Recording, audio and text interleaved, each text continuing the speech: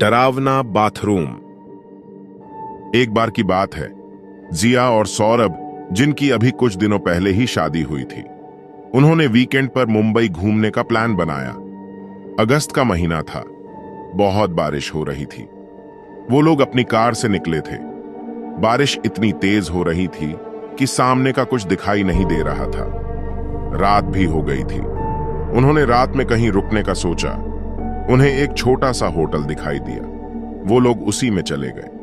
Reception पर कमरे की चाबी मिलने के बाद दोनों जब कमरे में पहुंचे तो उन्होंने नहाने का सोचा, क्योंकि बारिश की वजह से दोनों बुरी तरह से गीले हो गए थे।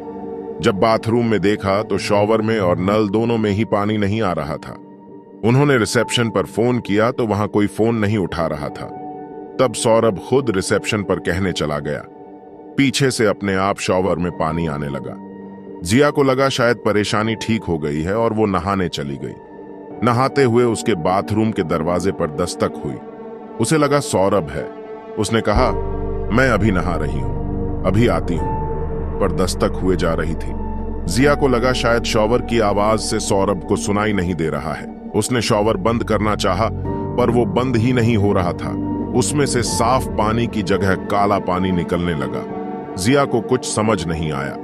पूरे बाथरूम में गर्म पानी की वजह से धुंधला धुंधला हो गया था। उसने देखा कि वो काला पानी धुआं बनकर एक आदमी की आकृति में आ गया। यह देखकर जिया जोर से चिल्लाते हुए भागी और बेहोश हो गई। सौरभ वापस आया तो उसने जिया को बेहोश देखा तो उसको पलंग पर लिटाकर वो बाथरूम में आया तो वहां कुछ नहीं था। एक चाकू पडेढ़ा हुआ था।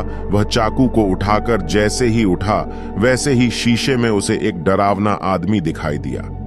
उसने मुड़कर देखा तो वहां कोई नहीं था।